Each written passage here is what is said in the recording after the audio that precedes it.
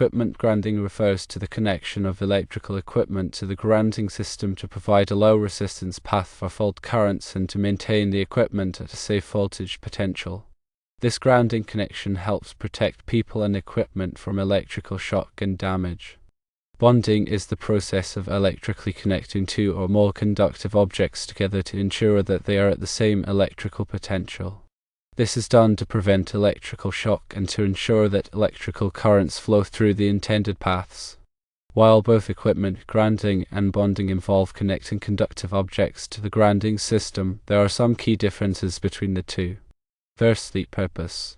Equipment grounding is used to protect against electrical shock and damage by providing a low resistance path for fault currents.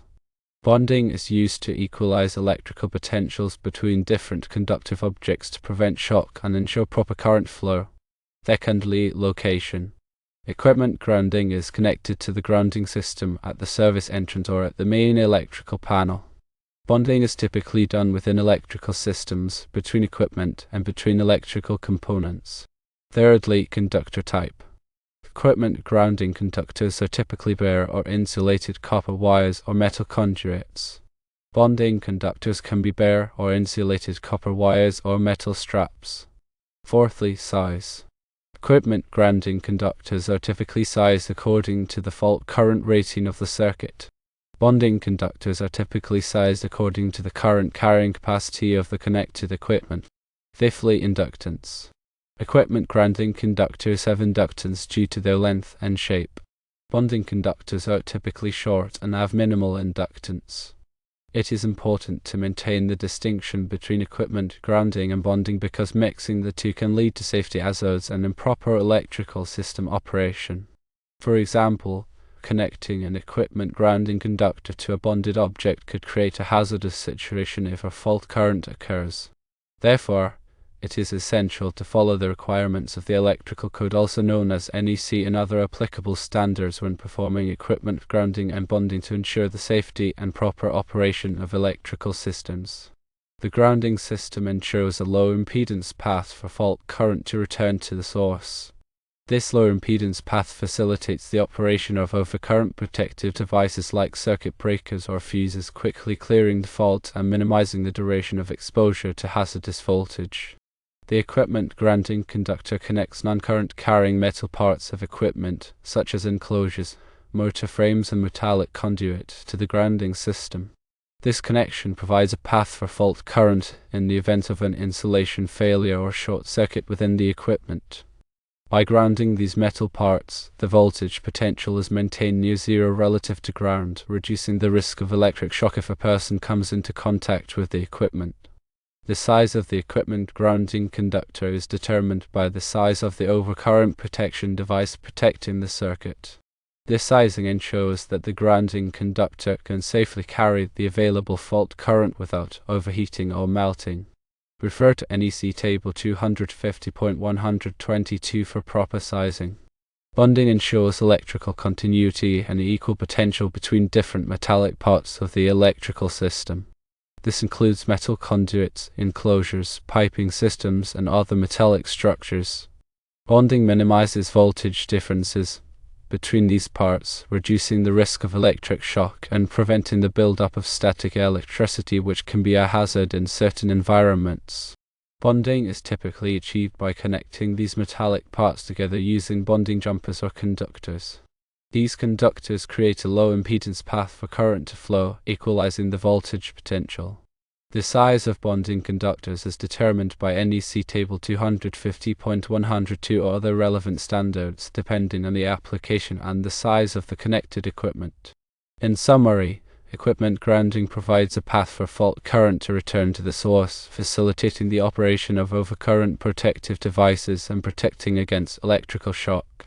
Bonding ensures electrical continuity and equal potential between different metallic parts of the electrical system, minimizing voltage differences and preventing the build-up of static electricity.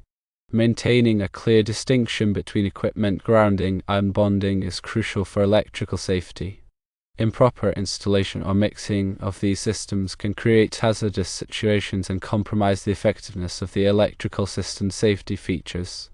Therefore, it is essential to follow the NEC and other applicable standards when designing, installing, and maintaining electrical systems to ensure the safety of personnel and equipment. In addition to understanding the basic principles of equipment grounding and bonding, it is important to consider the specific requirements for different types of equipment and installations. For example, certain types of equipment, such as those used in healthcare facilities or hazardous locations, may have additional grounding and bonding requirements to minimize the risk of electrical shock or ignition of flammable materials. Similarly, the grounding and bonding requirements for electrical systems in buildings may differ from those for outdoor installations or underground systems. The NEC provides detailed guidance on grounding and bonding requirements for a wide range of applications, and it is important to consult the code and other applicable standards to ensure that electrical systems are installed and maintained in accordance with these requirements. The grounding electrode system is a critical component of the overall grounding system, providing a connection to the earth. This connection helps to stabilize the voltage potential of the electrical system and provides a path for fault current to dissipate into the earth.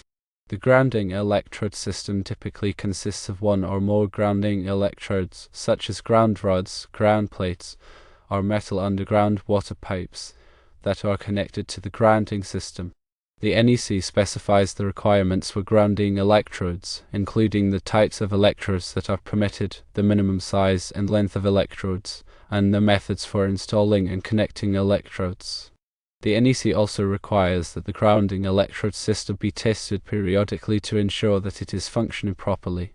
Proper grounding and bonding are essential for electrical safety. By providing a low impedance path for fault current and equalizing voltage potentials, these systems help to protect people and equipment from electrical shock and damage. The NEC provides detailed guidance on grounding and bonding requirements, and it is important to follow these requirements to ensure the safety and proper operation of electrical systems. Always consult with a qualified electrician or electrical engineer for specific guidance on grounding and bonding requirements for your particular application.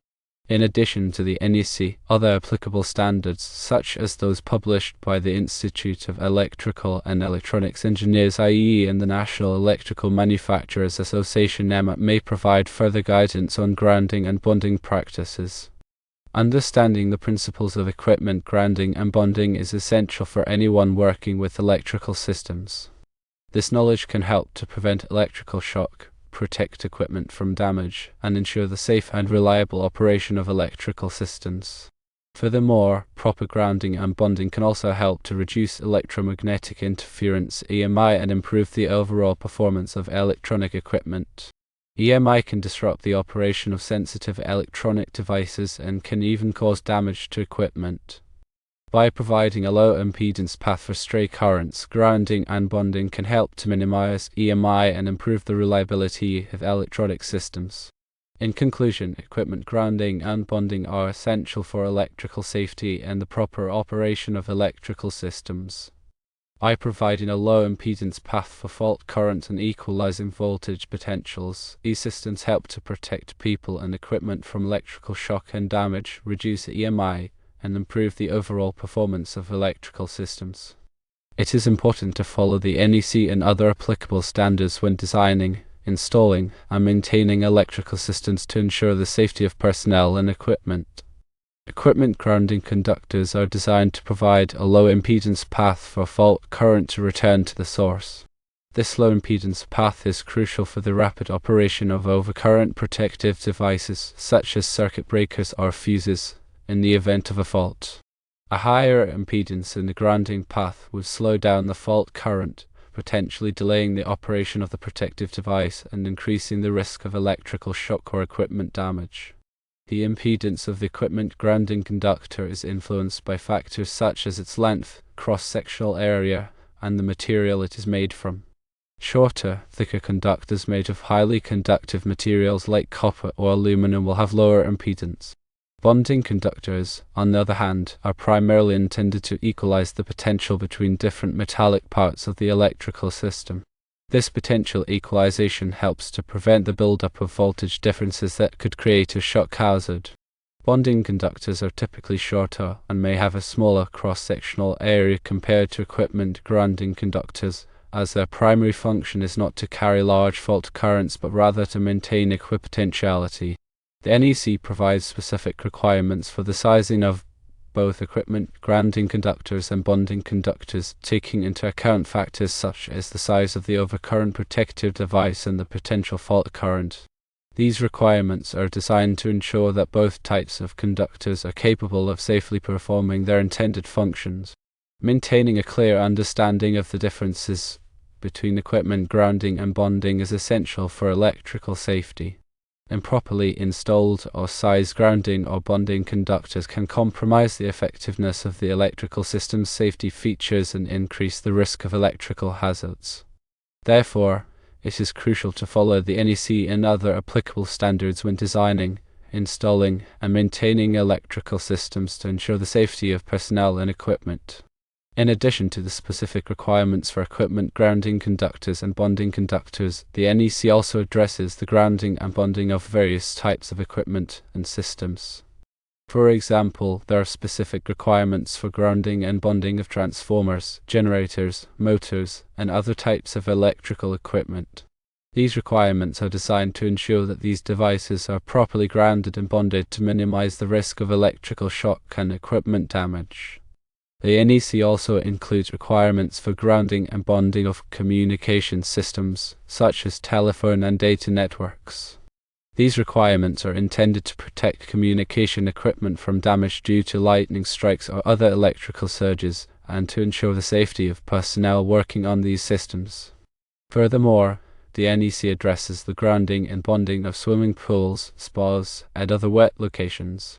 These requirements are designed to minimize the risk of electrical shock in these areas, where the potential for contact with water increases the risk of electrical hazards. Overall, the NEC provides a comprehensive set of requirements for grounding and bonding of electrical systems, covering a wide range of applications and equipment. Following these requirements is essential for ensuring the safety and proper operation of electrical systems. A ground fault circuit interrupter, also known as a GFCI, is a device designed to protect people from electrical shock by monitoring the current flowing in a circuit. If the GFCI detects a difference between the current flowing into the circuit and the current returning from the circuit, it assumes that a ground fault has occurred and quickly interrupts the power to the circuit. GFCIs are commonly used in areas where there is a high risk of electrical shock, such as bathrooms, kitchens, and outdoor locations. The NEC requires the use of GFCIs in these areas to protect people from electrical hazards. Another important aspect of grounding and bonding is the concept of impedance. Impedance is a measure of the opposition to the flow of alternating current and is measured in ohms. A low impedance grounding path is essential for the rapid clearing of ground faults. The lower the impedance of the grounding path, the faster the fault current will flow, and the quicker the overcurrent protective device will operate.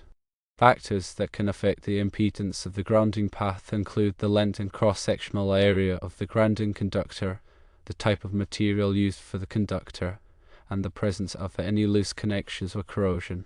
Regular inspection and maintenance of the grounding system are essential for ensuring that the impedance remains low and that the system is functioning properly. In addition to the equipment grounding conductor, the NEC also recognizes the use of metal raceways, such as conduit, as equipment grounding conductors.